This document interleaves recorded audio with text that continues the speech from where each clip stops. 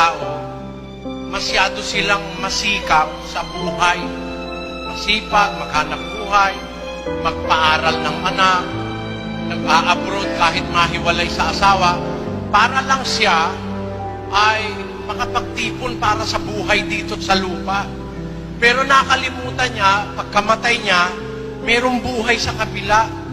There is life there. Meron doon. Yun, hindi na paghahandaan ng tao. Puro pang dito lang sa lupa. Kaya nga ang sabi ni Kristo dun sa Lucas 21:34, tatapwat, mag-ingat kayo sa inyong sarili. Sabi ni Kristo, mag-ingat kayo sa inyong sarili. Baka mangalugmok ang inyong mga puso sa katakawan at sa kalasingan at sa mga pagsusumait sa buhay na ito. Yon. Na dumating na bigla sa inyo ang araw na yon na gaya ng isang silong. Baka puro lang sa buhay na ito ang inaasikaso natin. We are all after the material things in this life. Nakalimutan na natin meron Diyos. Yung Diyos, para bang ang Diyos, something na pwede niyang paghintayin. Marami akong gustong unahin Diyos ikaw na lang ang huli. Kaya lang makikilala, aalalahanin ng Diyos pag may sakit na, masakit na dibdib, hindi na makahinga, may sakit na sa puso, dun lang naalala ang Diyos. Pag masakit na marami, ang pangako marami. Pag gumaling na't bumuti, ang Diyos ay hindi masabi. Pag may pera, walang problema, anong mananalangin sa Diyos? Hindi. Pag may pera, pupunta sa sine, magpapasyal, pupunta sa beach, mamimili sa supermarket. Yun ang gusto ng tao.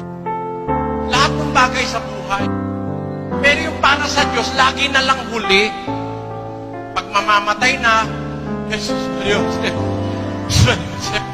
Pag mamamatay na siya, Jesus Mariosep, ligtas na siya noon.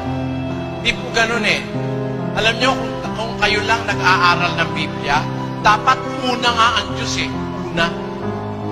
Ibigin mo ang Diyos ng una sa lahat. Buong puso mo, buong kaluluwa mo, buong pag-iisip mo.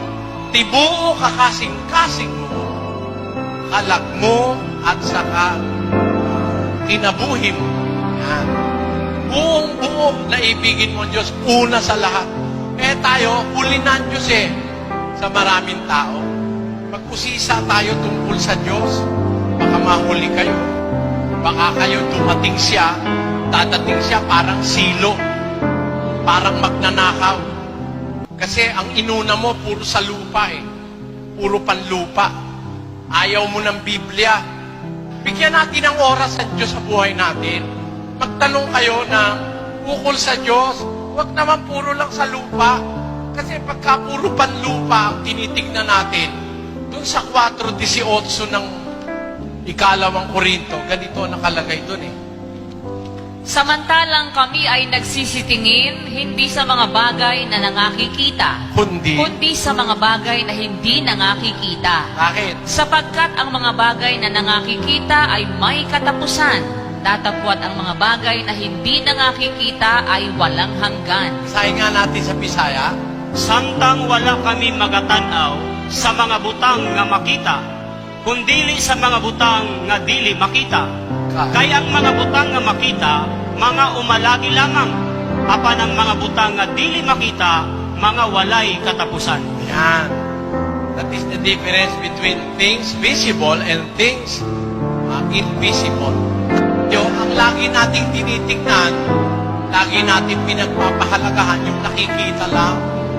Things that are visible, material things. Yung bagay na hindi nakikita, baliwala sa atin yun dapat sana baligtarin natin.